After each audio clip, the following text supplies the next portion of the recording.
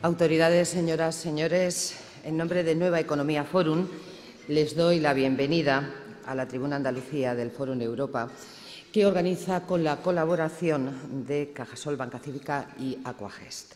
Hoy tenemos la satisfacción de acoger la intervención de la consejera de Obras Públicas y Vivienda de la Junta de Andalucía, doña Josefina Cruz Villalón, quien será presentada por la consejera para la Igualdad y Bienestar Social de la Junta de Andalucía, doña Micaela Navarro. Señora Navarro, la tribuna es suya.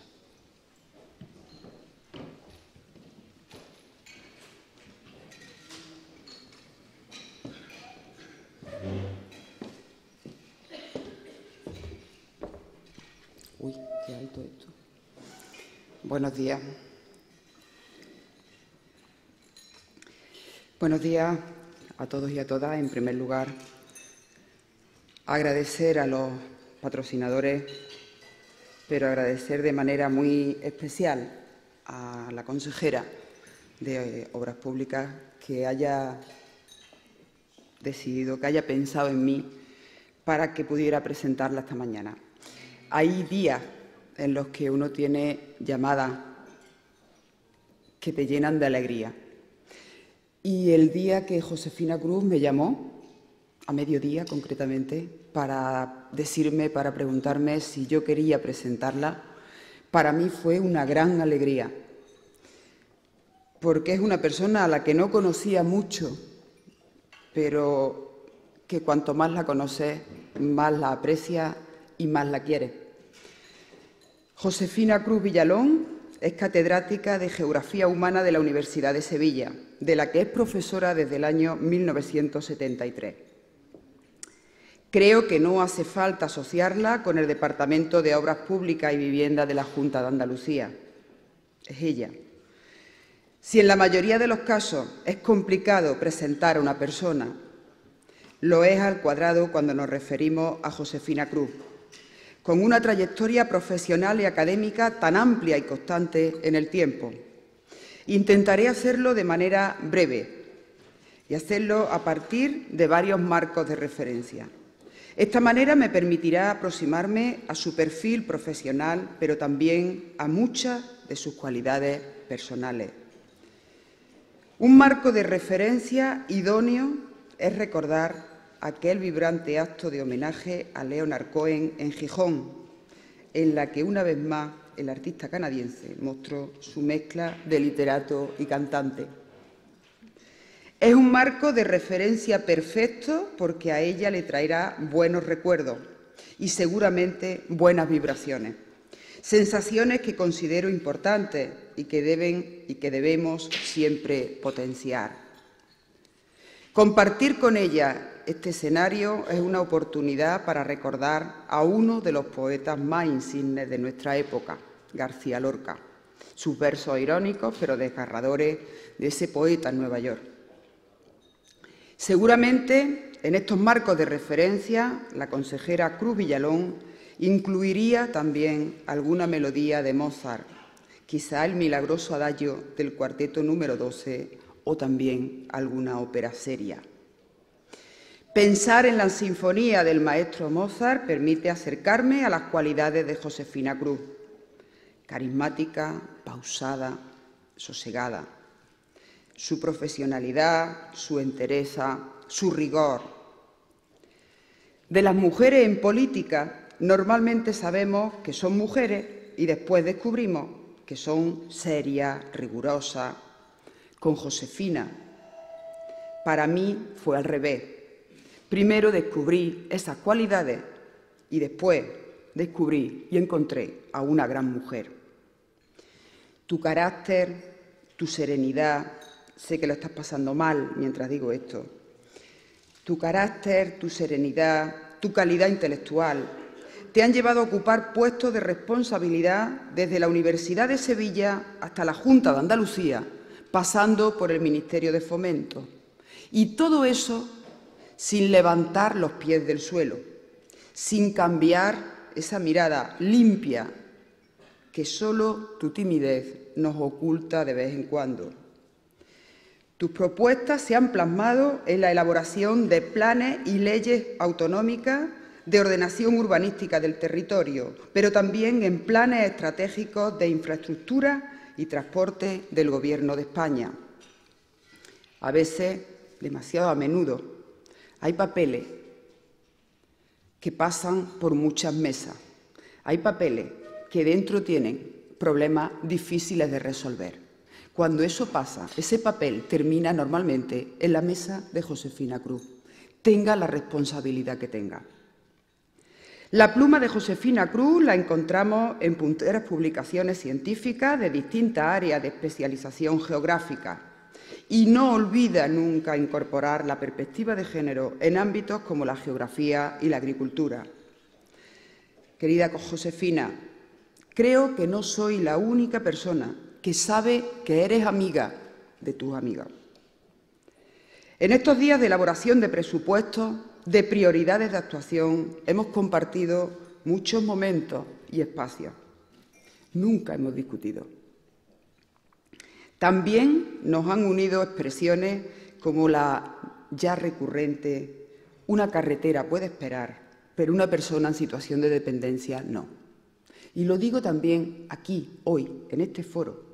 Y creo que es más importante, si cabe, decirlo en este foro, porque muchas de las personas que están en este foro están directamente afectadas, probablemente, porque haya menos kilómetros de carretera, pero están afectadas, primero, antes que como empresarios, como personas, sobre todo cuando estamos hablando de atender, en algunos casos, situaciones personales y familiares relacionadas con la atención y el cuidado. Es cierto que existen exigencias para reducir el déficit presupuestario de todas las administraciones, pero también compartimos que en esta comunidad autónoma no vamos a dar ni un solo paso atrás en nuestro compromiso con la inversión, pero también y sobre todo con las políticas sociales. Hay dos formas de gobernar en base al compromiso con las personas. Una, la que estamos conociendo, que están haciendo en otras comunidades autónomas, y otra, la que se dedica a invertir en políticas que hagan más fácil la vida de las familias y de las personas. Invertir en todo aquello que signifique mejorar la calidad de vida de las familias andaluzas. Y en eso tiene mucho que ver también Josefina Cruz. Por eso yo les dejo con ella y quiero agradecerle una vez más que haya decidido que fuera yo la persona que la presentara. Muchas gracias.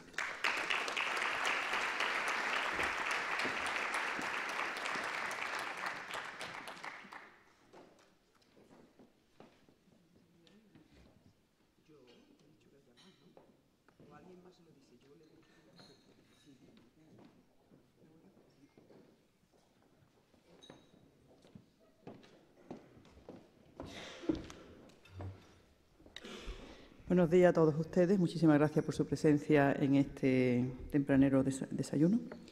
Micaela, muchísimas gracias por tu palabra, pero bueno, no era para tanto, ¿no? Y bien, voy a empezar la intervención. Desde el primer momento que el Fórum Europa me ofreció la posibilidad de estar aquí hoy, cosa que quiero en primer lugar agradecer a todos sus organizadores, porque es la oportunidad que nos dan para explicar en foros bastante cualificados, ¿no?, nuestras políticas.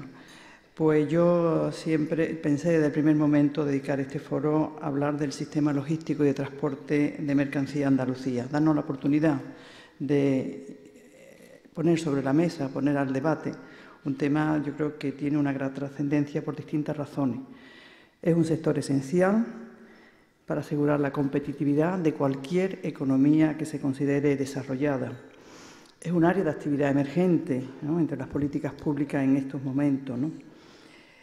Y yo diría que, sobre todo, mi intención de exponer este tema hoy aquí en este foro era porque siempre hablamos de la colaboración pública-privada. Bien, pues en el tema del sistema logístico y de transporte en cualquier, decía, economía desarrollada que se precie, precisa de esa colaboración pública-privada. Es decir, para mí es importante que los representantes de los sectores empresariales, algunos que estáis aquí presentes, veáis la oportunidad de negocio y de crecimiento económico a partir de este sector. Y en ese sentido yo os reconozco que yo vengo a este foro a vender un producto y espero que algunos de ustedes me lo compren. También yo creo que hay una oportunidad de última hora que se ha planteado ya a partir de la presentación por parte del Comisario de Transporte de la Unión Europea de la Red Transeuropea de Transporte, algo que se produjo el 19 de octubre, que vino precedido por un debate territorial. A mí me parece, a mí por lo menos me deja un poco atónita algunas de las cosas que oía. Yo creo que hay mucha confusión, una politización no en el mejor sentido de la palabra. Y en ese sentido también me gustaría en este foro pues contribuir, si es posible,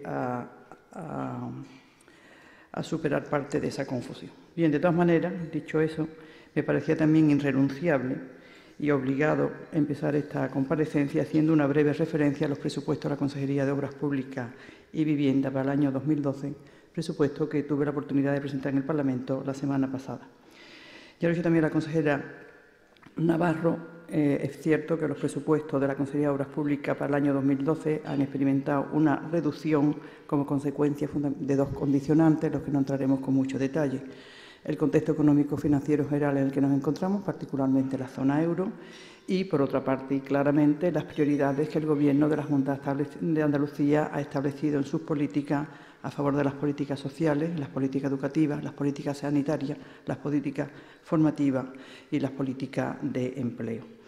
En cualquier caso, no es menos cierto que en esos presupuestos contienen un importante volumen de recursos para políticas de reorientación del modelo productivo y de reactivación económica. Muy sustintamente, porque simplemente para enmarcar también el presupuesto de la Consejería, en las políticas de reorientación del modelo productivo, yo creo que tienen que ser destacadas las políticas de I+D+I, que se aproximan a los 500 millones de euros, un conjunto de medidas para la mejora de la formación de nuestras clases trabajadoras, que es determinante para superar la situación en la que estamos, y políticas de empleabilidad, y también un conjunto de medidas para la modernización de los sectores productivos tradicionales. Junto a eso, en materia de reactivación económica, en conjunto los presupuestos directos de la Junta de Andalucía tienen una inversión o cuentan con una inversión presupuestaria de 4.855 millones de euros. A eso yo creo que hay que añadir los fondos financieros para paliar las restricciones de crédito de las empresas, fondos financieros reintegrables en 926 millones de euros y los fondos de colaboración pública-privada. En conjunto, los recursos movilizados, por tanto, para la reactivación económica los situamos en 6.346 millones de euros.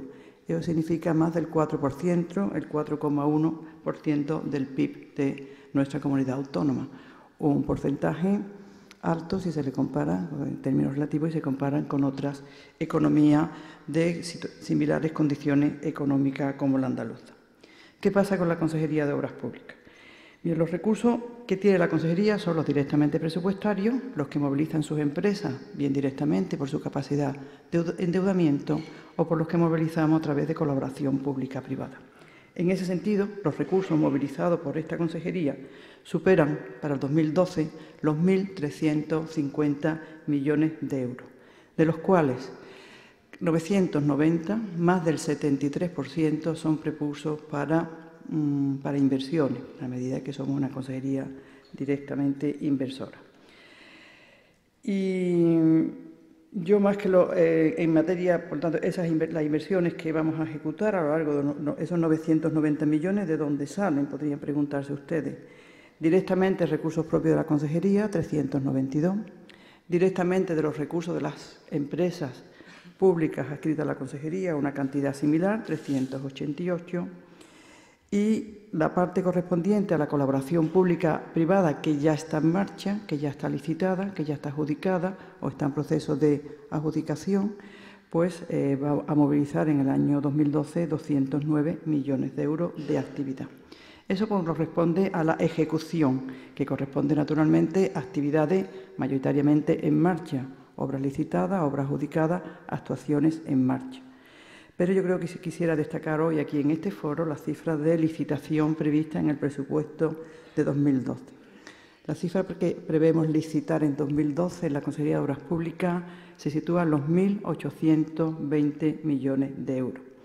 Uno de los recursos de los niveles más altos, comparable con los años de mayor expansión económica. La diferencia estriba con respecto a esos años, que mientras que en aquellos años los recursos eran procedentes fundamentalmente de recursos propios de la comunidad autónoma, en este caso estamos hablando sobre todo de colaboración pública-privada. Así, desglosando un poco más, y ya lo dejaría para si ustedes quieren preguntarme algo en el coloquio, que como veo que hay preguntas antes de que empiece a hablar, pues yo sé que aquí viene uno a hablar de lo que quiere, pero usted ha preguntado de lo que le da la gana, entonces no hay problema. En resumidas cuentas, bueno, dando ya la cifra por grandes áreas de la Consejería, en vivienda licitaremos 166 millones de euros, algo más. También en vivienda hay muchos recursos que no van directamente a la licitación. Todas las obras que se hacen rehabilitación directa con edificios, con comunidades de vecinos, con familias, naturalmente no tiene una licitación propia. Hay un volumen de recursos importantes que no van a la licitación en el sentido clásico de la palabra. En carretera nuestra previsión es licitar 1.175 millones de euros, de los cuales 1.090 por colaboración pública-privada. En ferrocarriles hablamos de 110 millones de euros, todavía estamos viendo la fórmula de financiación, por lo tanto no lo voy a escribir todavía a la categoría A ni a la categoría B. En puertos prevemos una licitación de casi 300 millones de euros, de los cuales 275 por colaboración pública-privada, y en las áreas logísticas, que es el objeto, aparte del objeto de la charla de hoy, 72 millones de euros. Bien, yo creo que no vamos a ser tampoco triunfalistas. Evidentemente, el presupuesto tiene también, en la medida que se han reducido los recursos presupuestarios, ahí también tenemos luces y sombras. Mi obligación es esto, a ver dónde pongo todo este lío que tengo aquí. Yo quería ver ahora, déjamelo así que ya lo veo. ¿Vale? No, sí, gracias. Yo tengo que traer aquí los datos positivos, las luces de mi presupuesto, animarles a ustedes y, naturalmente, estoy dispuesta luego a contestar las preguntas que estimen oportunas hacerme al respecto. Quisiera pasar, por tanto, ahora a hacer una exposición muy general de qué estamos hablando cuando hablamos del sistema logístico de transporte de mercancía en Andalucía. Yo creo que son muchas de las ideas que voy a dar, estoy seguro que ustedes conocen y las tienen en la cabeza, pero yo creo que la idea de ponerlas todas juntas, a mí parece que le puede dar algún valor añadido, si no, no sé qué hago aquí, ¿no? Yo creo, por tanto, que no es necesario insistir en este foro la importancia del sector logístico que ha adquirido en las economías, como decía anteriormente, o mundializada, o globalizada, o especializada, o deslocalizada, o como ustedes quieran llamarla. El punto de partida de esta situación en la que estamos ahora se encuentra en el abaratamiento de los costes de transporte, ¿no?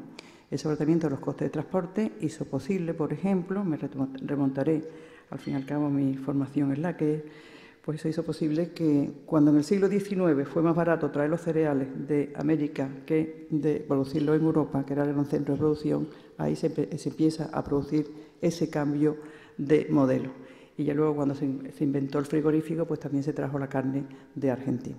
Por tanto, empezamos ahí, ese es el punto de partida de un cambio de producción que se había producido. El siglo XIX se caracteriza porque todo está junto, los productos, las materias primas, la producción y el consumo. El mejor ejemplo de eso es la primera revolución industrial en Inglaterra.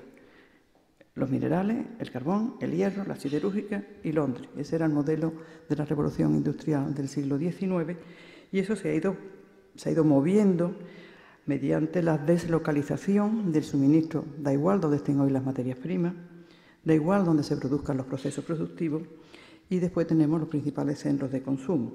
Esa deslocalización es posible o tiene dos motores. Los bajos costes de producción, que hoy están en los llamados países emergentes, yo ya lo de emergente lo pondría en interrogación, yo creo que ya han emergido y por lo tanto a ellos tenemos que mirar con especial atención. Para eso vamos tanto a China, para eso vamos tanto a la India, a estar presentes en la economía ahora mismo con una potencial de crecimiento grande, pero que su punto de partida son la deslocalización y el bajo coste de producción que en ellos se produce. Y en segundo lugar, el bajo coste del transporte al que antes hacía referencia. Un par de citas del comisario Kallas, el que presentó los corredores transeuropeos de transporte el 19 de octubre, el pasado 19 de octubre. Dice textualmente en la conferencia, en la memoria de presentación de la red: a falta de buenas conexiones, Europa no crecerá, Europa no prosperará.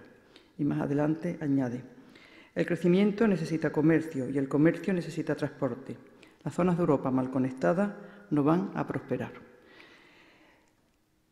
Bien, yo creo que además la actividad logística tiene pues como dos patas, ¿no? Como dos puntos que tenemos que ver. Por una parte, el comercio, los costes de transporte, la actividad logística significa por sí mismo un importante volumen del coste del producto final. Ahora mismo en la Unión Europea se estima que la logística significa el 14% de media del coste de la producción final, que puede llegar al 20% en algunos casos. De ahí la importancia de la eficiencia de la cadena logística. Por otra parte, la logística es un sector de actividad económica, es un sector de producción económica, de tal forma que hoy en España el sector de la logística significa el 5% del Producto Interior Bruto. Si lo comparamos, por ejemplo, con la agricultura, pues la estamos superando ampliamente. Por lo tanto, no es que sea desdeñable, es que es un sector económico y además un sector económico en crecimiento y por el que yo estoy aquí apostando y que le invito también a ustedes a apostar. Y para ello lo que necesitamos es el funcionamiento en red de todas las infraestructuras de transporte, las llamadas lineales, las carreteras, los ferrocarriles, las rutas marítimas y las llamadas nodales, los puertos, los aeropuertos, las terminales ferroviarias o las plataformas logísticas. Ya se trata de competir, de competencia entre cadenas logísticas. Por muy bueno que sea un puerto, un buen puerto, pues si no tiene detrás una cadena logística, pues naturalmente no podrá incorporarse a ese negocio. Bueno, y en todo esto, ¿qué pasa con nosotros? ¿Dónde está Andalucía en este contexto? Muy bien, ¿no? Vale. Bueno, Andalucía por una parte tiene un factor negativo, claramente, y es que ocupa una posición periférica en relación a Europa. Andalucía tenemos que recorrer 1.300 kilómetros hasta llegar hasta la frontera francesa para acceder a los principales centros de producción y de consumo que serían esos mercados. Ese sería un factor de nuestra posición negativa. Pero tenemos, por el contrario, una excelente posición geoestratégica para acceder a los grandes flujos marítimos comerciales. Fundamentalmente todo lo que se mueve a través del estrecho de Gibraltar. Estamos hablando de los grandes flujos marítimos comerciales, son los que van entre Asia y América, pues, que son los más importantes, entre América y Europa, entre Europa y el norte de África. Ahora mismo se estima que en los próximos 10 años el comercio con África y con Europa va a crecer en los próximos 10 años en torno al 50%. Y un último elemento de oportunidad es la llamada circunvalación ecuatorial, que con el nuevo canal de Panamá, la ampliación que está ahora mismo en ejecución, precisamente con presencia de empresas españolas, pues dará el incremento del negocio de los tráficos marítimos circunvalando el globo, pues significará también oportunidades de negocio y de actividad para la posición que nosotros ocupamos en el estrecho de Gibraltar. También Andalucía ocupa una buena posición, yo creo que hasta ahora menos destacada, para poder constituirse una base logística de aprovisionamiento de los mercados centrales europeos. Este modelo que hemos creado, se produce en Asia y se consume en Europa o en América, ya también demuestra ciertas rigideces y cuando se trata más de 30 días en traer las mercancías a los centros de consumo. Cualquiera de nosotros podría haber ido a arreglar un coche, una lavadora, las mujeres, las lavadoras, ellos los coches. Y te dice, no señora, esto va a tardar 30 días. ¿Cómo tarda 30 días? ¿Cómo va a tardar 30 días usted traerme la pieza? Bueno, pues efectivamente la pieza tarda 30 días en llegar porque el stock no existe aquí. Y por otra parte, hacer acumulaciones de aprovisionamiento de stock en los propios centros de producción es muy caro, porque aquí las cosas son caras, sobre todo las zonas centrales. Entonces, ¿de qué se está hablando ahora? Pues de la creación de bases logísticas industriales en la periferia de esos mercados centrales. Eso somos nosotros. Si podríamos ser también el centro de Europa, pero hay que saber también dónde estamos. Eso somos nosotros. La posibilidad de que Andalucía se convierta en una gran plataforma logística global. Hoy estamos a seis días de esos mercados centrales. Podríamos llegar a estar en 2 en el momento que esos corredores transeuropeo estuvieran en funcionamiento, ¿no? Bueno, esa es, yo creo, la oportunidad de negocio que Andalucía no puede dejar pasar. ¿Y qué necesitamos para ello? Pues necesitamos dos cosas. Yo voy a poner la primera y el sector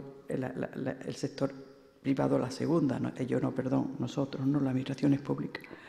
Primero, disponer de una infraestructura conectadas en red, eso es fundamental. Lo decía antes, un puerto por sí solo llega a pocas partes. Y empresarios dispuestos a invertir en el sector de la logística.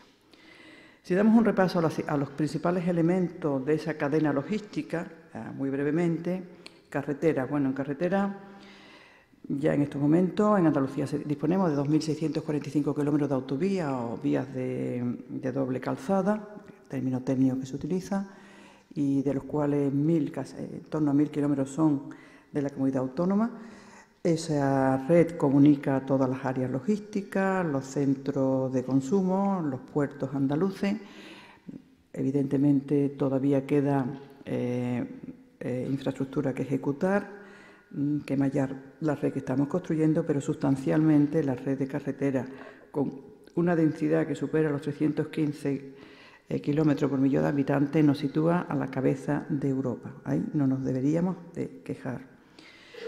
Los puertos, en segundo lugar, constituyen el principal activo logístico de Andalucía.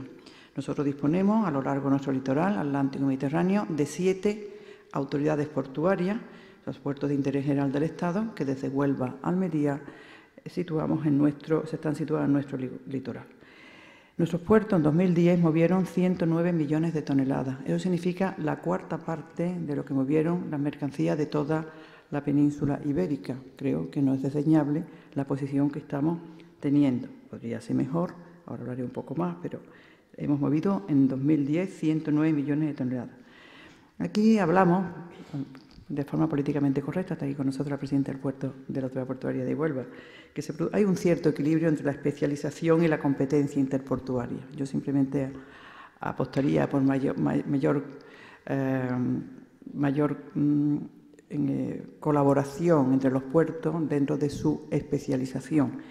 Pero bien, hasta ahora podemos hablar de ese equilibrio entre la especialización de uno y otro de los puertos y, lógicamente, la competencia por las mercancías que llegan o que salen de nuestros puertos. Y en el tiempo que llevo consejero he tenido la ocasión de ver ese conflicto y, naturalmente, tratar de solucionarlo conjuntamente. Aquí hay que destacar sobre todo el caso de Algeciras. Algeciras es con más de esos 109 millones, mueve 70 millones de toneladas. Segundo lugar, Huelva. Algeciras ahora mismo el segundo puerto en el tráfico de contenedores, que son los básicos, los tráficos de contenedores para este tráfico de largo recorrido, de los flujos marítimos, posición que ha perdido a favor de Valencia. Eso no debemos de olvidarlo. Nosotros estamos muy orgullosos de Algeciras, tenemos que seguir estándolo, con todas las dificultades que tiene precisamente de conexión con los sistemas terrestres, pero Algeciras ha perdido esa primera posición en el tráfico de contenedores y que ha sido superada por Valencia. Por lo tanto, ese reto nosotros tenemos que ponerle cabeza e intentar que Algeciras recupere su primera posición. Es el segundo puerto de contenedor en España, el octavo en Europa. Bueno, yo creo que no está mal, y en el 42 en el Mundial, pero claro, ya hay que compararse con Singapur, compararse con Hong Kong, en fin, ya estamos hablando de otros puertos. Por tanto, el reto de nuestros puertos hoy es superar las condiciones de nodos aislados de transferencia de carga que han sido hasta ahora y convertirse en bases logísticas en cuyo entorno se desarrollan además otras actividades productivas. En tercer lugar, habría que hablar de las áreas logísticas, esas áreas logísticas que empiezan a establecer, y ahora creo que casi todo el mundo va a querer un área logística, pero nosotros creemos que tenemos que centrar nuestros esfuerzos en determinadas áreas logísticas. Son esas infraestructuras nodales donde se produce la conexión o se tiene que producir la conexión entre el puerto, la carretera y el ferrocarril, donde también se produce, por tanto, ese transborde modal y que se debe de ofrecer a las empresas ya instaladas servicios especializados. En España, volviendo a los datos de antes, en España, según un estudio de la Asociación de Centros de Transporte en España, un estudio de 2008, pero da datos de 2010, da datos de 2008, el valor añadido bruto de las áreas logísticas en explotación se podía estimar en 5.400 millones de euros y generaba un empleo de 112.000 puestos de trabajo, por cada uno directo, 4 indirectos. Y en Andalucía, en nuestro plan de infraestructura, nosotros fijamos 11 nodos logísticos vinculados a los puertos y a una serie de áreas interiores. Ahí estamos apostando, ahí estamos invirtiendo, cada uno con un nivel de ejecución, algunos como, bueno, ya áreas logísticas ya existentes y que ahora mismo estamos en fase de ampliación, pues en los casos de Málaga o de Sevilla, y invirtiendo en algunos casos en la constitución y del área, del ámbito y la expropiación de terreno hasta finalmente que sea un nodo de actividad. Nosotros hasta 2011 hemos invertido en las áreas logísticas casi 200 millones de euros, de los cuales 153 fueron inversión pública y 44 privada. En el 2012 tenemos previsto una inversión de 58 millones de euros, la proporción sería 34-24, y tenemos previsto licitaciones en el 2012, como antes decía, de 72 millones de euros por parte de la empresa de logística Andalucía, que creamos al efecto en 2010, y otros 30 millones por parte de los privados. Bueno, aquí es donde yo llamo a los sectores empresariales a tener una presencia en esas áreas logísticas, porque con infraestructura, las infraestructuras por sí mismas no van a ningún lado. Lo que hace falta empresarios de la logística y, por tanto, las mismas no alcanzarán su pleno desarrollo y su razón de ser hasta que no haya implicación del sector privado en las mismas. Finalmente, una referencia a la infraestructura ferroviaria, nuestra asignatura pendiente. Hoy en España solo el 4% de las mercancías circulan por ferrocarril y en el caso de Andalucía solo el 2%. Por tanto, la potenciación del transporte ferroviario de mercancías se ha convertido en el gran reto del transporte de mercancías en la Unión Europea. El objetivo, en la Unión Europea en general, y en España y en Andalucía en particular, podría entrarse por qué estamos en esa situación, cuando en los años 50 el ferrocarril era prioritario, pero en fin, no es el momento, y ahora todo nuestro objetivo está entre el 8 y el 10%. Y de ahí el proceso, la importancia de ese proceso que actualmente estamos asistiendo de la revisión de la red transeuropea de transporte. Iba a poner en aquellas imágenes cuál es, a ver si se ve, bueno, espero que se vea. La red de transportes, ese sería dos ideas o tres ideas generales sobre la red de transporte antes de entrar en el detalle aquí. Son corredores intermodales. Intermodales al menos tiene que haber tres modos: carretera, ferrocarril, puerto o aeropuerto, conexión con las áreas logísticas. Son corredores, en primer lugar, intermodales. Distingue la Unión Europea entre una red básica y una red global. Ya no habíamos aprendido la palabra anterior, que era eje prioritario, pues no. Ahora se llaman o principales, también depende de la traducción, una red básica o principal y una red global. La primera tiene que estar completada y en servicio en 2030. Y, de hecho, hay una obligación jurídica por parte de los Estados miembros de cumplir. Hasta ahora, las redes que se estaban planteando en anteriores previsiones de la Unión Europea, no diría yo que fueran un brindis al sol, pero, en fin, era más bien una declaración de buenas intenciones y muchas de ellas están sin ejecutar. Ahora lo que se plantea es que sea una realidad en 2030. En el caso de España, finalmente se han establecido 4 corredores. El que tienen ustedes en la imagen, el corredor llamado Mediterráneo. Yo también, la Unión Europea, yo creo que se habrá enterado de la discusión que teníamos aquí y ha decidido llamarle del corredor Mediterráneo a la suma de lo que se llamaba el Central y el Mediterráneo. Ese corredor es el que, bueno, básicamente afecta a Andalucía y para nosotros creo que ha sido importante.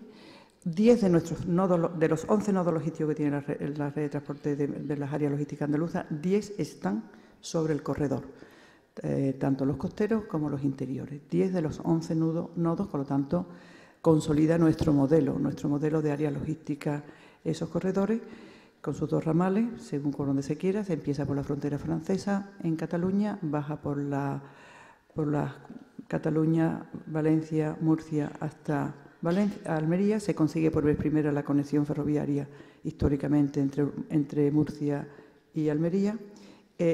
Penetra por el interior, por el llamado corredor transversal, donde en Antequera conecta con Sevilla y directamente también con Algeciras.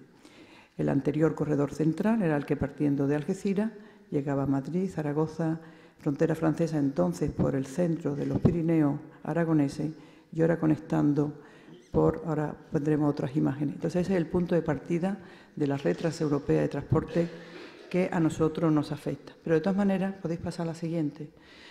No sé si se ve bien, yo como me lo sé, pues lo veo. El segundo corredor es el que va de Extremadura, llamado el Atlántico Mediterráneo, Extremadura, Madrid, Costa Valenciana. Lo que quiero poner de manifiesto es cómo nuestro corredor conecta con otros corredores. El siguiente tiene también mucha importancia, el llamado corredor Cantábrico-Mediterráneo, que es desde Zaragoza. Podemos ir hacia el Mediterráneo, podemos ir hacia el Cantábrico, teniendo en cuenta que ya está abierto en el caso de la frontera francesa la conexión de Figueras-Perpiñán y que se está trabajando para una conexión francesa que cuesta mucho trabajo conseguir esas conexiones con los franceses en el País Vasco hasta Dax, pues esa sería también otra. Quiero poner en manifiesto la oportunidad de negocio, la malla finalmente en red que se constituye. La siguiente, por favor, creo que por ahí saldríamos menos, porque pasaría por la costa cantábrica atlántica de Galicia y Asturias o Cantabria, pues nos vamos por el mar y llegamos antes a Rotterdam. Pero, en fin, esa es la red completa que se ha dibujado. Y si queréis seguir y poner ya la última y la otra, final. No sé, esa es la red que la Unión Europea ha planteado globalmente como esa red transeuropea de transporte.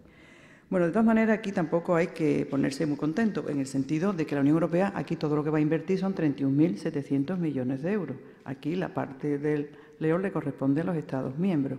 La misma Unión Europea dice que esta red va a costar 250.000 millones de euros, y de ahí que diga que por cada millón de euros que ellos invierten a nivel de la comunidad autónoma, de los gobiernos, los Estados miembros, se tiene que invertir 5 veces más. Yo creo que más de 5 veces, es mi opinión. En ese sentido, el Ministerio de Fomento, la Unión Europea, de verdad, lo que va a aportar es de media, presumimos que en torno al 10%. Va a aportar más a los países nuevos y menos a los países viejos, donde ya estamos nosotros, más a los países que se han incorporado ahora que en los países que estamos incorporados a la Unión Europea, en nuestro caso, y beneficiando de fondos europeos de los años 80. Entonces, de esos 31, los países tienen que poner, por lo menos, creo yo, la media será un 10% de inversión por parte de la Unión Europea. Solo los tramos transfronterizos, su inversión puede ser más alta. En España, el Ministerio de Fomento ha hablado de que este mapa, el mapa anterior, le va a costar a España en los 7 años de 2014 a 2020, la previsión del Ministerio es invertir 49.000 millones de euros. Eso le da una media de 7.000 millones de euros al año. Si lo comparamos con los años de mayor inversión del Ministerio de Fomento, que fueron los años 7, 8, 9, en torno a los 15, 18.000 millones de euros, pues esta cifra, ahora estará el Ministerio de Fomento en torno a los 12.000 millones, esta cifra significa más de la mitad, o sea, una prioridad absoluta por esta red. Bien, decía que la Unión Europea dice por cada millón de euros que nosotros invertamos, 5 le corresponden a los gobiernos. Y añade en ese mismo documento, y 20 millones al sector privado. Bien, esa es la oportunidad que yo planteo aquí al sector empresarial, ¿no? Con esto acabo, ¿no? Yo creo que si queremos que Andalucía ocupe esa posición como plataforma logística global europea, tenemos que seguir haciendo nuestros deberes, construyendo por lo que a nosotros corresponde fundamentalmente la zona de las áreas logísticas, puesto que la red de infraestructura ferroviaria corresponde al Gobierno de la Nación, y al sector privado de ver aquí una oportunidad o nuevas oportunidades de negocio, actividad y riqueza en estos nuevos sectores económicos. Muchísimas gracias por su atención.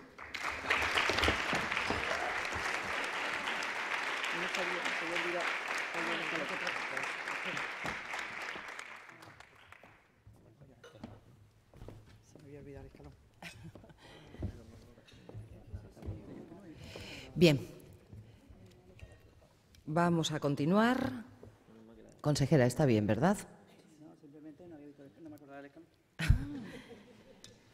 Bueno, pues vamos a continuar.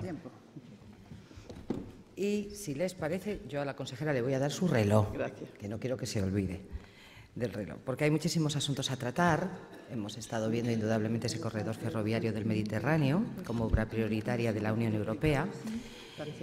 Y también, como no, pues hablaremos de presupuestos y de otras muchas cuestiones que también quieren saber todos ustedes y, como no, asuntos a tratar relacionados en materia de obra pública y de vivienda. Consejera, tengo que empezar a preguntarle una cuestión dura, y me refiero dura porque es la preocupación de algunos de los asistentes a este foro. Y me explico. Cuando ha hablado usted de la iniciativa privada, de la iniciativa público-privada, etcétera, y de esa mayor implicación de la empresa privada en lo que es las inversiones, infraestructuras, etcétera, etcétera, me han llegado a la mesa 2 o 3 preguntas, sobre todo de 2 foros distintos. Uno es FADECO y otro es CEACOP, en este caso de Ana Chocano de CEACOP y de Emilio Corbacho, secretario general de FADECO, en relación al hecho de que, claro, se pide colaboración de la empresa privada, pero hay un retraso en el cobro, en el pago de las obras a ellos, en el cobro, que les está generando bastantes problemas para su propia subsistencia, y señalan y preguntan qué políticas se van a tomar a este respecto, sobre todo para que ese tipo de inversión y sobre todo ese tipo de colaboración con la empresa privada sea posible en un futuro. Es una preocupación que está llevando a algunas empresas, señalan, a incluso al cierre y a tener serias dificultades para la subsistencia. ¿Yo? Bien, vale, gracias. Bueno, creo que su pregunta, que la entiendo y la comprendo, se compone de dos grandes partidas. Por una parte, estamos hablando de una deuda acumulada como consecuencia de obras que cuando teníamos mayor capacidad presupuestaria, pues en los momentos de cierre de esas obras, lo que significa la revisión de precios, lo que significa la liquidación de las obras, pues ahí teníamos una cantidad importante. Creo que hemos cerrado con el sector o estamos cerrando un reconocimiento de esa deuda que no está reconocida. Lo hemos hecho de la mano de la Consejería de Hacienda y un plan de pago en 4 o 5 años. De esa cantidad ya hemos avanzado. Estamos hablando de una deuda no reconocida en torno a que ya hemos avanzado una quinta parte aproximadamente en el año 2011, ¿no? Y estamos con una comisión constituida para llegar al acuerdo final de en qué consiste el total de esa deuda. Naturalmente, las empresas pueden tener otro criterio con respecto a la cuantificación de algunas de las partidas y para hacer un reconocimiento de ella y hacer un calendario de pago que estamos estimando en 4 años. Eso es lo que corresponde a esa parte. Hay una segunda parte, y es que las obras que se encuentran en ejecución, que son obras que están adjudicadas, que están en licitación y que tenemos que acomodar necesariamente el calendario de ejecución a las disponibilidades presupuestarias para que no se produzca un incremento de la deuda con nosotros. Eso, por lo tanto, nosotros que estamos hablando de la colaboración pública-privada para nueva obra, es cierto que la reducción presupuestaria afecta fundamentalmente a este tipo de obras. Y nuestra prioridad está fijada también en ir poniendo los recursos en las obras que se cuentan más adelantadas para irlas cerrándolas. Eso significa que otras obras tendrán que esperar, porque efectivamente no podemos, con los recursos que tenemos, proceder a la ejecución de todo aquello de cuanto nosotros hemos tenido un momento máximo de licitación en el año 2007, 2008 y 2009, que al no encontrarse las partidas presupuestarias que exigen en estos años, pues nos exige tomar decisiones, y nuestra decisión es no rescindir ningún contrato y darle prioridad a las obras más avanzadas para irlas cerrando y luego ir ejecutando el resto. El Partido Popular sabe que está haciendo mucho hincapié en este sentido. Señala que esa iniciativa público-privada ha fracasado. ¿Usted cree que está fracasada o no? Bien, bueno, ese es el otro tema.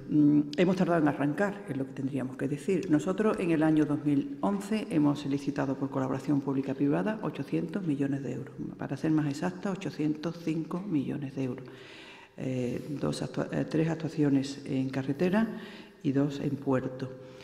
Creo que hemos tardado en arrancar. Nosotros había ciertas reservas, interrogantes incluso yo diría dentro de la Junta de Andalucía, con la respuesta del sector empresarial al modelo de la colaboración pública-privada. Hay muchos modelos distintos. No hay una única, aquí no hay una único, es completamente distinto el de puerto a carretera, y dentro de uno y otro pueden ser también diferentes. Nosotros, en el caso de carretera, estamos ahora pendientes de cerrar la presentación de oferta para la carretera, la segunda, que fue un tramo de la autovía de la Almanzora, pero nos encontramos que en el primero que adjudicamos, que fue la carretera Isnayo-Darro, esa tuvo 7 ofertas, en las cuales estaban implicadas todas las grandes constructoras españolas y con participación de medianas o otras empresas andaluzas. Un total 28 empresas se presentaron. Desde ese punto y ahora nosotros entendemos que en eso ha convertido a Andalucía en el referente de la colaboración pública y privada en España. Entonces, por tanto, nos ha costado trabajo arrancar y hemos licitado 805 millones de euros en 2011. Por eso nos atrevemos a plantear un programa de colaboración pública-privada de 1.090 millones de euros en carretera y 275 en puerto en 2012.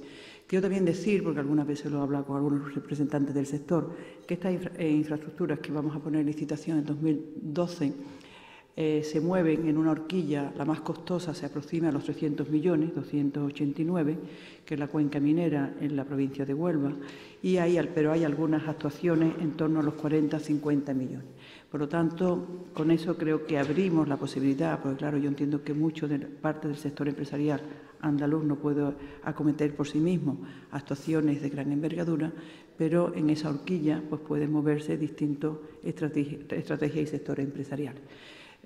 Así que hemos tardado en arrancar. El modelo yo lo considero como un modelo sustitutivo del tradicional, es decir, que las obras se hacen por autofinanciadas, conforme se van haciendo la ejecución de obras se va pagando.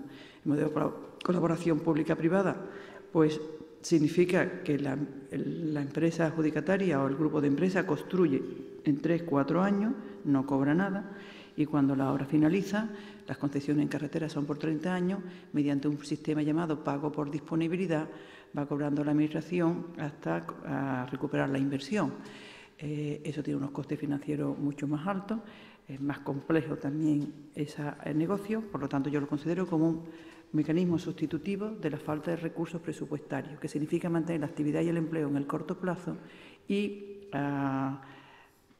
laminar el pago en el medio y largo plazo. Hay datos, la verdad, que resultan a veces sorprendentes, ¿no? Y sobre todo cuando me estaba preparando esta entrevista de hoy. Por ejemplo, según datos del SEOPAM, que es la patronal del sector de construcción, Andalucía, Cataluña, País Vasco, Castilla, León y Madrid, fueron los que más dinero destinaron a obra pública este año, hasta septiembre de 2011. Andalucía, donde más proyectos se han licitado. Y luego también otro dato que es curioso y que la verdad es que pocas veces se suele oír o se suele escuchar, que la comunidad andaluza ha sido la única autonómica en invertir en alta velocidad ferroviaria.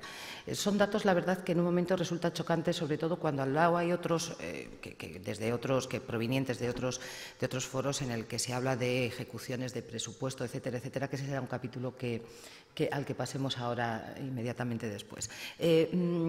¿Por qué no se saben estas cifras? ¿Por qué no se saben, por qué no se conocen estos datos que están en la prensa especializada económica? Es decir, ahora cuando en estos presupuestos se acusa a la Consejería de Obras Públicas porque ha disminuido la partida presupuestaria, no se tiene en cuenta lo que ha invertido con anterioridad. ¿Es que no se ha sabido vender, consejera? O no lo han sabido comprar, porque yo lo cuento, o lo explicaremos mal, o no lo comprarán. Yo agradezco que sea usted la que cite los datos del SEOPAM, para que no sea yo la que recurra a una institución que representa a las grandes constructoras españolas, ¿no? Y que, bueno, yo he estado varios años, como antes se ha dicho, 5 años en Madrid, y por lo tanto sé cómo funciona el SEOPAM y cómo lleva las cuentas de todas las licitaciones. Se las sabía mejor que yo, desde luego, cuando estábamos en Madrid, lo que habíamos licitado. Por tanto, bueno, yo creo que los datos del SEOPAM así lo ponen en manifiesto, dentro naturalmente de un contexto donde todos hemos reducido nuestras inversiones y nuestras licitaciones, pero nosotros estamos haciendo este esfuerzo y manteniéndolo. Por tanto, yo creo que nosotros tratamos de explicarlo dentro de las dificultades que tenemos. El sector empresarial lo conoce más igual. Yo aprovecho este momento para agradecerle a muchos de los representantes que están aquí el esfuerzo que están haciendo con nosotros para compasar las obras a la disponibilidad presupuestaria, que no siempre es fácil para el sector empresarial. Y, bueno, pues yo creo que también agradecer esta oportunidad de reiterar que efectivamente la comunidad autónoma, dentro del contexto difícil en el que encontramos, sigue apostando por las inversiones en infraestructuras, ¿no?, y vivienda. ¿Y por qué cree que es la única comunidad, la nuestra, la andaluza, que ha invertido en alta velocidad ferroviaria? Bueno, esa fue una decisión, ese es el corredor, esa es la conexión entre Antequera y Sevilla. Esa es donde la Junta de Andalucía estaba, y hablaré en pasado, invirtiendo en alta velocidad. Por una decisión del Gobierno de la Junta de Andalucía hace algunos años de invertir en esos debates. Yo lo he vivido en la otra parte de la mesa, pero lo puedo también comentar aquí, en la medida mejorar la conexión entre Málaga y Sevilla, que no llegara, que era otro debate, si esa conexión se tendría que hacer casi subiendo a Córdoba, haciendo una conexión a 10 o 12 kilómetros, que ya las dos líneas van confluyendo a la altura del Almodóvar del Río, y esa era la otra opción. Y la comunidad autónoma, que en ese momento se sentía con capacidad fuerte y con ideas muy claras con lo que representa el corredor transversal, ese que algunas veces le hemos llamado la 92 ferroviaria, pues para invertir en ese corredor. Nosotros hemos invertido ya en la plataforma entre Antequera y Marchena 278 millones de euros. Sin embargo, en estos momentos, una vez que ha sido incluido ese corredor en los corredores transeuropeos, es cuando ya antes habíamos planteado una solución con el Ministerio. Estoy hablando estoy hablando de hace 6 meses, 8 meses, en el mes de marzo. No sé si el mes de enero, entre enero y marzo, quizás marzo le planteamos al Ministerio la posibilidad de que, puesto que teníamos que ralentizar esas inversiones, hacer una situación temporal de conexión de Marchena a Utrera, que es la línea estatal, y en eso estaba el Ministerio trabajando. Pero recientemente hemos vuelto a tener una reunión con el Ministerio, una vez que la propuesta del eje transversal andaluz está incluido en la red transeuropea de transporte. Es el momento que el Ministerio asuma la construcción. Si podéis poner la imagen de la imagen del corredor ferroviario, lo podríamos ver, que asuma desde Almería, Granada, Antequera y Sevilla por parte del Ministerio de Fomento. ¿Y eso cómo se resuelve? Bueno, pues llegando a un acuerdo con el Ministerio. Tampoco le voy a pedir yo que nos dé los dineros en un cheque, pero bueno, hay muchas formas de compensar con la Administración General del Estado. Se hace continuamente esa inversión que la Consejería, la Junta de Andalucía ya ha adelantado. Ventaja, que ese corredor transversal de mercancía, otro corredor mixto del que ahora habla la Unión Europea, nosotros ya hemos aportado una parte significativa y, por lo tanto, el Ministerio está en mejores condiciones de cumplir ese compromiso con la Unión Europea. No sé si es hoy exactamente, corríjame si estoy equivocada, la firma del protocolo que va a permitir construir la sociedad mixta para la financiación y ejecución del tren litoral de la Costa del Sol. No sé si es hoy o será en los próximos días. Bueno, eso estaba previsto hacerlo hoy, pero ha sido recurrido como acto electoral por parte del PP y, por lo tanto, se firmarán en los despachos. Vale. No tiene nada que ver ese corredor que estamos hablando es el corredor mediterráneo de la Costa del Sol, es un corredor de viajeros, no está hablando del corredor transversal. Vamos a ver la conversación con el Ministerio de Fomento para decir que es el momento de que os hagáis cargo del Marchena Antequera, es del lunes después del 19, pues lo buscáis en la agenda. 24, el lunes después del 19 de octubre, que fue cuando se produjo la declaración. Podemos estar hablando del 23, 25 de octubre, cuando se produjo esa conversación. Ese protocolo no está firmado, estamos trabajando en él. Lo que teníamos previsto firmar hoy en Málaga con el ministro de Blanco era el protocolo del corredor de la Costa del Sol, un corredor costero para tráfico de viajeros entre Málaga, Fuengirola, Estepona y Marbella. Es completamente distinto, es un corredor en el cual la Junta ha avanzado también los proyectos. Estamos hablando de un corredor que el 80% es subterráneo, estamos hablando de un corredor que cuesta 5.000 millones de euros, estamos hablando de una inversión de una gran envergadura y, por lo tanto, yo siempre he dicho que antes de empezar, y Y en ferrocarriles no se puede hacer como en carretera. Carretera hace una variante y la aprovecha. Hace 7 kilómetros de autovía y se pone en servicio. Y en ferrocarriles o tienes el horizonte de la inversión total o no tiene sentido empezarla. ¿Pensaban en la consejería que se iba a ser tan beligerantes desde Málaga con toda la cuestión del corredor ferroviario mediterráneo? No sé, ¿pensaban que iban a ser tan beligerantes que ese cambio de color político que hay en Málaga con respecto a la alcaldía, etcétera, etcétera, se iba a ser tan beligerante en este sentido con la Junta, con la consejería, con el Ministerio? Bueno, yo no veo ningún cambio de color político en el Ayuntamiento de Málaga, ¿no? No, me refiero con respecto a la Junta, que es diferente color político.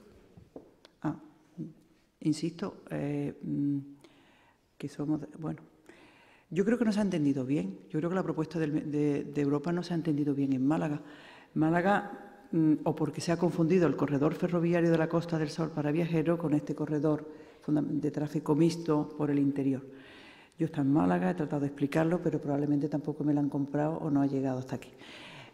Málaga tiene una posición, el puerto de Málaga, estamos hablando de un corredor fundamentalmente para transporte de mercancías. Yo he insistido que lo importante es conectar los puertos con el corredor, no traer el corredor a la costa. Y por lo tanto lo que tiene que haber conexiones en Peine, que yo creo que se ven, lo están con el puerto de Huelva, lo hay con el puerto de Cádiz. El corredor transversal, o la conexión de Almería hasta Sevilla, dentro del ya llamado corredor mediterráneo en toda su integridad, ya decía anteriormente que conecta 10 de nuestros 11 nodos logísticos. Y entonces ahí el punto más potente es Antequera, donde hay una de nuestras áreas logísticas. Puerto de Huelva, puerto de Cádiz, puerto de Sevilla. Por cierto, se me ha olvidado comentar que una de las cosas que han hecho también la Unión Europea es hablar de un corredor fluvial para el puerto de Sevilla. En la Unión Europea es muy importante el tráfico fluvial, el tráfico interior, que nosotros por nuestras características orográficas no tenemos, pero en el puerto está pintado también el corredor fluvial en Sevilla. Por tanto, el puerto de Huelva, el puerto de Sevilla, el puerto de Cádiz, el puerto de Algeciras y el puerto de Málaga conectan todo en el corredor central y luego con las áreas logísticas interiores, Córdoba, Antequera, Granada y Bailén, Linares. Ese es nuestro, y por supuesto Almería. Y en el caso de Málaga hay conexión ferroviaria del puerto de Málaga hacia Antequera. La construcción del AVE ha liberado la red, la línea convencional. Por ejemplo, en el caso de Cádiz es compartida, en el caso de Huelva hasta hoy es compartida. Cuando se construya el AVE serán distintas. El caso de Málaga, la construcción del AVE, que creo que sabe todo el mundo que está en funcionamiento, ha liberado la red convencional del tráfico de viajeros, tiene una red que puede utilizar propia de 40 o 50 kilómetros que tiene para llegar al gran nodo logístico que es Antequera. Por tanto, por parte de Málaga no debería de haber esa oposición, salvo que no se entiendan los argumentos o que se esté confundiendo con el corredor ferroviario de la Costa del Sol, que es otro, no está en la financiación de lo que hemos hablado, tiene otra lógica y ese sentido tiene ese protocolo que vamos a firmar con el Ministerio de Fomento para abordar conjuntamente una actuación muy importante para mejorar la movilidad turística en Málaga. En mi opinión, no tiene sentido una zona que tiene una vocación y una actividad turística fundamental, incorporar un corredor de mercancía por la zona costera. Yo creo que eso entraría en abierta contradicción de la especialización turística y de los campos de golf. De hecho, el corredor de la Costa del Sol de viajeros, anteriormente he dicho que el 80% es subterráneo. Bueno, yo creo que tiene más sentido acercar en Peine los puertos al corredor que pensar que se puede construir un corredor aparte de los costes económicos que eso pudiera tener. Don Luis Martín, de la empresa Casal, Sociedad Limitada, pregunta lo siguiente. Dice que si tomará alguna medida para proteger a los transportistas de viajeros locales ante los nuevos concursos para la adjudicación de concesiones frente a los grandes grupos nacionales y multinacionales, o cree que están en igualdad de condiciones. Bien, yo creía esta pregunta ya tan concreta. Este señor sabe que estamos ahora en este proceso, estamos en un momento el año que viene. Cumplen algunas concesiones de autobuses, no son muchas, pero irán cumpliendo y tenemos que volverla a sacar a concurso. Nosotros tenemos que respetar las normas de la competencia, como así nos lo exige nuestra legislación y la legislación europea, y yo creo que los operadores locales están en mejores condiciones de acudir a esos concursos que los grandes operadores, por su conocimiento, naturalmente, de las redes aquí. Vamos a hablar de presupuestos, consejera, porque además han levantado también mucha polémica. No me olvido de una pregunta de una compañera de la cadena SER, que la vamos a formular ahora, pero en cuanto terminemos de hablar de los presupuestos. Vamos a ver, hay varias críticas. Una de ellas, por ejemplo, los que están en estos momentos en vigor a 30 de septiembre del 2011, por parte del PP, que dicen que ha habido una escasa ejecución de ese presupuesto y que solo llega al 58,6%. ¿Qué está pasando con la ejecución? ¿Son estas las cifras reales las que maneja el PP en este sentido o no? Y con respecto a la ejecución, ¿qué se tiene que decir desde la consejería? Yo no tengo aquí las cifras, pero le puedo garantizar que mi viceconsejero en primer lugar y todo el equipo que nos acompaña, que están empeñados y estamos empeñados precisamente en la ejecución de la totalidad de nuestro presupuesto, porque realmente teniendo un presupuesto corto no podemos dejar de ejecutar ni 100.000 euros. Entonces nosotros estamos trabajando. Hay una tendencia como en todos los estudiantes cuando estudian o cuando no estudian, y las administraciones también. Ya mi experiencia larga es que en los últimos 2 meses se ejecuta casi todo. Y ¿verdad? Ese alcalde, el señor Monteserín, también lo confirma. Así que yo tengo un equipo al que quiero agradecerle ya hoy en este momento su absoluta dedicación en momentos difíciles a los trabajos de la consejería y particularmente el viceconsejero, que está todas las semanas pendiente de la ejecución presupuestaria. La concreción, otra de las críticas que está puesta, la concreción de lo que son los presupuestos, pero para el año que viene en su consejería. Es, por ejemplo, una de las críticas que hace Izquierda Unida sobre los presupuestos, que dice que no se consigna ningún proyecto concreto, que se habla de vagas promesas en materia de obras públicas, además, por supuesto, de esa rebaja del 25,3% con respecto a los anteriores. Bueno, ha habido una decisión de Gobierno de no provincializar obra por obra. Y eso no quiere decir que las obras no tengan asignados sus presupuestos. Yo he hecho una comparecencia en el Parlamento donde he especificado punto por punto nuestras inversiones en rehabilitación, nuestras inversiones en el Metropolitano de Granada, nuestras inversiones en el tranvía de Cádiz, nuestras inversiones en áreas logísticas. Hay un compromiso cierto y que el diario de sesiones están. Pues una cosa que no esté provincializada en el anexo de inversiones y otra cuestión que no haya una programación precisa, y que así la hemos expresado en el Parlamento en la comparecencia que tuve la semana pasada. Tanto yo puedo concretar en cada una de las actuaciones. Otra cuestión es que en alguna de las infraestructuras, en vez de 3 millones, nos gustaría ver 10, o a algunos en vez de 3 les gustaría ver 10. Esa es otra cuestión.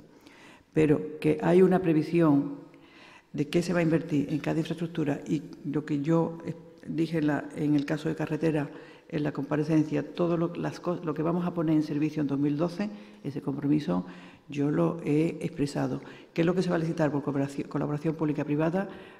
Yo lo he expresado, y a ver si no me falla la memoria: la autovía de la Cuenca Minera en Huelva, 2 tramos de la autovía del Olivar. Con ello completamos, con esas 2 licitaciones, toda la autovía del Olivar el año que viene. Hoy estará en servicio, casi el 50%, y el resto, está el tramo Estepa-Lucena, que se adjudicará en el mes de febrero, y los 2 tramos restantes por cooperación pública-privada el año que viene. En el caso de la Almanzora, ya licitamos un tramo que se adjudicará en el mes de diciembre, desde Purchena hasta la A7, y por colaboración pública-privada vamos a sacar el otro de Purchena a Baza. Por lo tanto, también la autovía del Olivar también estará todo el año que viene o en servicio o en ejecución o licitada. ¿Qué me falta? Me falta una ampliación de una autovía en Sevilla, de Utrera a Los Palacios, me parece, y 2 tramos de autovía en la provincia de Málaga, uno en el Guadalhorce y el otro no me acuerdo. Esta forma de... Por lo tanto, quiero decir que ha habido, todo eso lo dije en el Parlamento, con más precisión, compromiso nuestro, obra a obra, o por lo tanto en grandes bloques, está establecido. Otra cuestión es que no se haya provincializado en el anexo de inversión. ¿Y esto les puede complicar un poquito el trabajo? Me explico, esta nueva modalidad les puede complicar un poquito el trabajo, sobre todo si los ayuntamientos se escudaran un poco en lo que es esa falta de concreción para no llevar o no ejecutar ciertas obras o ciertos proyectos. No sé por qué hace referencia a los ayuntamientos. Vamos a ver, nosotros si no vamos a ejecutar algo es porque no tenemos capacidad presupuestaria para licitar. No, me refiero, por ejemplo, Sevilla, línea 4, 3... Ah, el metro de Sevilla, hombre, quiero ya decir, salió. no sé si este nuevo presupuesto no provincializado, o hasta el momento no provincializado, si puede llevar a que algunos ayuntamientos se escuden en esta cuestión, en este argumento, bien para no ejecutar o no tomar decisiones o no llevar a cabo proyectos que son de importancia. No, bueno, no tiene nada que ver, ¿no? Nosotros tenemos nuestros recursos que lo dedicamos a las infraestructuras que tenemos que ejecutar y unas están en ejecución y efectivamente hay una reducción de recursos que, por lo tanto, no podremos llevarlo todo a la vez y con la celeridad que quisiéramos, y otras obras que iniciamos ahora fundamentalmente, aunque no solo por colaboración pública-privada. En el caso del Metro de Sevilla, que es el único caso que, bueno, nosotros hemos planteado, una de nuestras grandes apuestas, que lo sigue siendo, es la construcción de redes de transportes públicos masivos, como son metro y tranvía, en las grandes áreas metropolitanas andaluzas. Hemos construido, no sin esfuerzo, el Metro de Sevilla, con gran éxito, desde luego, con gran éxito de público, ¿no? Como dicen los artistas, ¿no? Puesto que tenemos más de 33 millones de viajeros que han utilizado la línea 1 de metro. Hemos trabajado los últimos 2 años en los 3 proyectos, el de la línea 2, la línea 3 y la línea 4, que nos ha supuesto una inversión que me coste de 17 millones de euros, solo en papeles, se puede decir así, y trabajo de ingeniería muy importante y fundamental a la hora luego de la ejecución adecuada. ¿Qué necesita? Nosotros hemos dicho ya, o ya he dicho, que el compromiso nuestro es, o de las empresas, mejor dicho, con nosotros, es la presentación de esos proyectos final el 20 de diciembre. A partir de ese momento es cuando las administraciones nos tenemos que poner de acuerdo para iniciar, porque se hará por sistema concesional. Hay que recabar la cooperación del Ministerio de Hacienda en Madrid. El Ayuntamiento de Sevilla tiene que aportar también su parte. Lo que hablamos, bueno, las cantidades luego fueron cambiando como consecuencia del incremento de los costes, pero en conjunto 50% la Comunidad Autónoma, 33% Madrid y 17% el Ayuntamiento. Hay que saber si las otras administraciones están dispuestas a participar en esos términos y por dónde se empiezan las obras. Por tanto, en el momento que tengamos despejadas esas dudas, podremos hablar de la licitación de la línea 3, que es mi apuesta, o todos a la vez. Eso es una decisión política y hay que tomarla. Y mientras que no acordemos esa decisión política y la participación de las otras administraciones, hasta ese momento no podremos iniciar las licitaciones, pero podríamos hacerlo sin ningún problema porque técnicamente los proyectos estarán. Pero efectivamente nosotros, así como he dicho que para el Metro de Málaga tenemos 110 millones de euros, no lo he dicho pero lo digo, para el Metropolitano de Granada 130 millones, para el tranvía de Cádiz más de 32 millones, en el caso de Sevilla no lo hemos establecido, tienen unas interrogantes que hay que acordarla entre administraciones, no entre partidos políticos. 2 últimas cuestiones que tenemos ya que terminar. Pregunta don Ignacio Sánchez de Mora, de ASICA, ¿qué importe previsto recoge el presupuesto 2012 para estudios, informes y proyectos de construcción? Pues globalmente, entre lo que va a suponer la colaboración pública-privada y directamente de la Consejería, 42 millones de euros. Y doña Elena Carazo, compañera de Radio Sevilla Ser, pregunta, dice que hoy comienza la visita de representantes de la UNESCO a Sevilla para realizar su informe sobre la Torre Pelli. ¿Qué espera del futuro del rascacielos y cómo podría afectar un informe negativo de la UNESCO?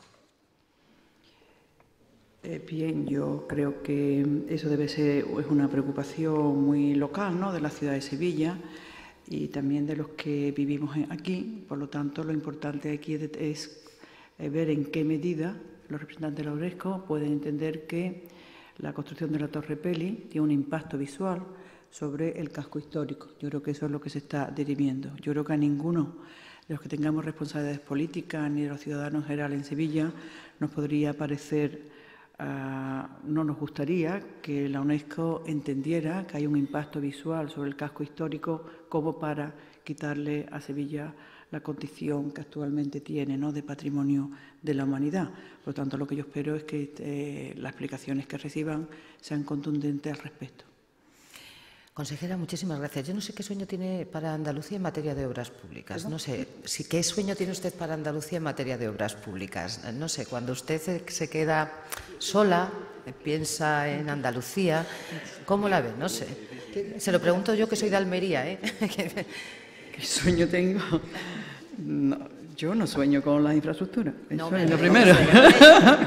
Y con lo que sueño, pues tampoco es objeto de... Espero que no sueñe con las infraestructuras, porque aquí ya bastantes sería... cosas. Ya la consejera de Navarro ha dicho demasiadas cosas como para que yo...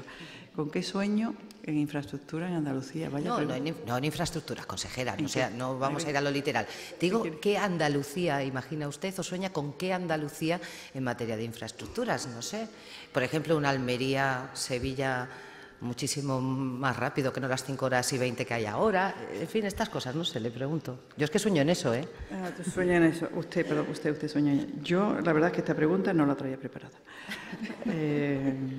La otra más o menos. Hombre, yo creo que lo importante es que las infraestructuras tienen una función en un territorio que es cohesionarlo social y territorialmente. Y que las infraestructuras no son un fin en sí mismo. No son un fin, sino que es el motor de la movilidad y además que creo haber... Pues, en las áreas metropolitanas, pues tenemos una movilidad enorme. Nuestros consorcios de transporte han movido o van a mover en 2011 52 millones de viajes.